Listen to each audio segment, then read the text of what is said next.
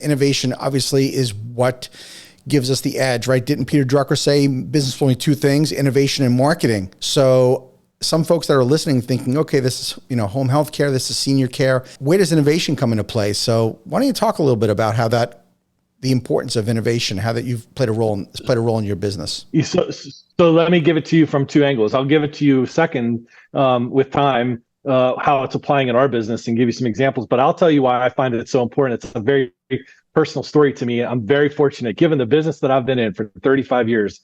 I got to meet a gentleman a long time ago. He's my neighbor. I'm actually speaking today from my Pittsburgh residence, and he was my neighbor 6 homes down. He's passed away since. His son lived in the neighborhood after that, and now he's moved out of the neighborhood. But the gentleman's name was Jim Delegati. No one really knows Mr. Delegati. Maybe if you're a history buff, you might. But he was actually featured in Ray Kroc's book.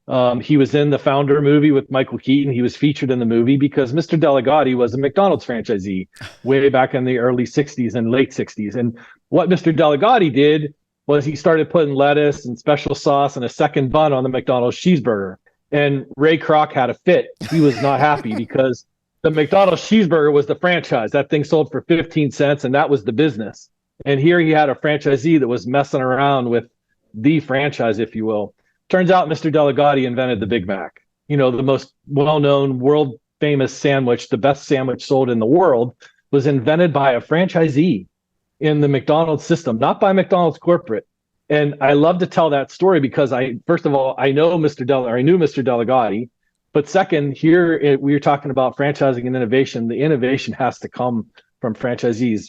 By the way, the Filet-O-Fish sandwich and the Egg McMuffin, also franchisee innovations at McDonald's, not from corporate. And so I tell franchise candidates all the time, we're going to rely on you. Yes, we understand the business and we're going to have some discussion here, but we want to collaborate with you out in the field to understand where that next innovation is going to come from in our business. Where that applies in senior care, I'll give you a couple of examples. In the home care business, we talked earlier about how we go into homes and we do companion care and help with hygiene and run errands and do meal prep, but we can't be there 24 hours a day. People can't afford that. Frankly, we don't have the resources to do that. And so being able to help that senior by monitoring the home with technology that's not invasive or privacy enhancing, like we actually have Wave technology that we can install in the home. It's not a camera. We can see images. So now we can understand and see if mom or dad fell.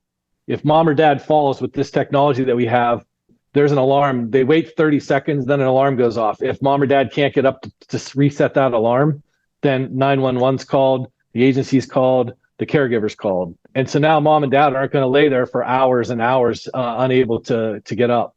There are other technologies out there, but you have to wear them. And sometimes mom or dad's not going to put that on. There's stories about you can wear a pendant. And there's stories that we hear all the time that, as soon as they see the kids pull into the driveway to put their pendant on, they don't wear it all day long because it's intrusive. Same thing with an Apple Watch. Sometimes they don't want to wear that. That can detect a fall, but you have to wear it. This is technology that's omnipresent. And now we're taking it a step further.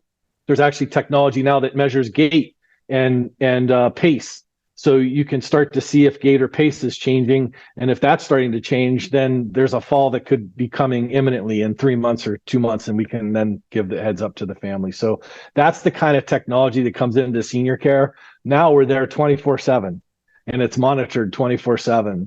And so now you don't have to worry about mom. There's a call that gets made every day. We're measuring for falls. We're measuring biometrics. We're looking at pulse oximeters and we're measuring blood pressure. So all that kind of technology has come into senior care, and it's helping us keep track of people 24/7 now. That's amazing. And the level of care, the level of expertise that you have from your franchise owners is obviously been elevated because of having these extra tools that they just weren't previously available.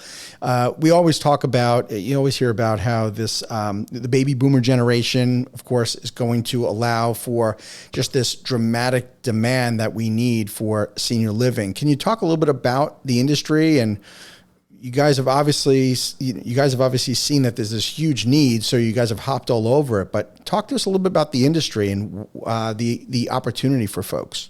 I mean, the 10,000 people are turning 65 every day in the U.S. It's a huge number. and they call it the silver tsunami. So the demand is going to continue to increase. The challenge for all of us, and look, there's 30, 40, 50 in-home care senior franchise businesses that are out there. We're one of the largest, we're one of the more established, but there's a lot of them out there, and we're all trying to fill the demand that's way beyond our capacity today. And so that's going to be the opportunity here, is to continue to chase those demographics with the resources that we're able to provide. There's room for all of us. And then you get into the specializations from there. Our business, I talked about, remote patient monitoring. So we're in the home that way. We have a special program for Alzheimer's. We have a special program for falls. We have a meals program where we do and help with kitchen cooking and things like that. So there's special innovations that come with each brand. All of us, of course, are interested in compassionate and individual care, but the demand is, we could literally double the size of our business tomorrow if we could find enough caregivers. The phone rings that much, and I'm sure everybody's phone's ringing that much, and so there's space for all of us. And the demand is going to continue to increase as people age and actually live longer. And the data is there for that too. Wow. Well, JJ, you are a franchise pro, being around for 35 years. You weren't looking to just hop on the latest, hottest trend by any means when you became part of Best Life. But tell the audience, when exactly did you start at Best Life Brands? That was an interesting time when you started, was it not? Yeah, it was March 9th, 2020, which was the day before COVID became a national story. I was in the business. We were learning FranDev, and I was listening. And then the next day it was, if you remember when COVID started, everyone was talking about the pivot. Every business needed a pivot. And so we were talking about pivoting, but I didn't understand fundamentally what we did. So it was really difficult for me. It was kind of like walking into geometry class, three quarters of the way through the semester and trying to figure out what's going on in the room at the same time as people were, working really hard, because in the business that we were in, we were critical care. We needed to be ready to help the seniors who were either being discharged from nursing homes because people didn't want to be in nursing homes. They were going back home. Maybe they couldn't leave home. So there was a lot going on in our business right when COVID started. And so it was a trial by fire for sure. But thankfully, we had some really strong brand presidents and really strong staff team that actually helped elevate the business during that critical time. Wow. Well, you definitely got thrown straight into the fire for sure. Crazy. It was crazy. And look, I joined here because, I wanted to do that work. I wanted to do that. I wanted to help. Probably the most fulfilling part of my career in the 35 years I've been around were the couple of years I spent at Huntington Learning Centers, because my wife and I didn't have children, but I know that if a child is struggling in school, the home is broken. It affects everybody. And to be able to solve that problem for families was probably the most gratifying thing I've ever been able to do in my career. We were solving that problem and helping kids get better in school, which then fixed the home.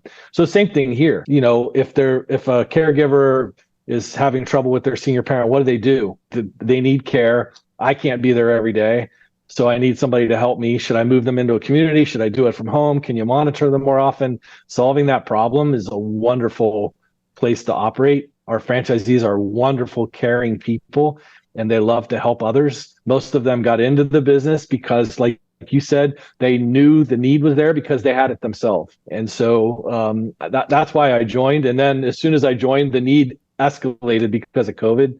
So it was a fun time, but boy, it was hard. Yeah, no, for sure. And at the same time, your franchisees are doing something that is completely fulfilling to them. And at the end of the day, that's what this is all about, right? It's about, you feel like you're growing and Absolutely. You're contributing to something.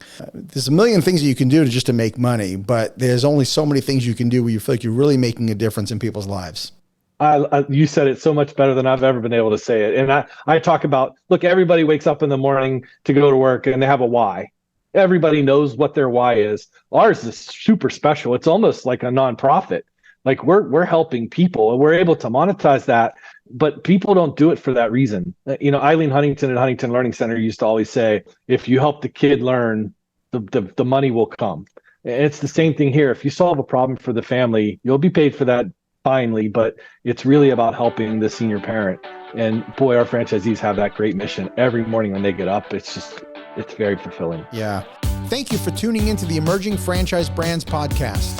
For additional insights, guest applications, and to stay connected, visit us at efbpodcast.com. The Emerging Franchise Brands podcast is for entertainment purposes only, and the views expressed do not necessarily represent those of Emerging Franchise Brands, its host Frank Fiume, or Emerging Franchise Group LLC. Any discussed franchise or investment opportunity requires thorough investigation, obtaining proper disclosure documents, and expert consultation before making any investment decisions. The podcast and its hosts do not offer professional advice or endorsements, and they hold no responsibility for actions, representations, accuracy, or consequential damages related to the podcast content.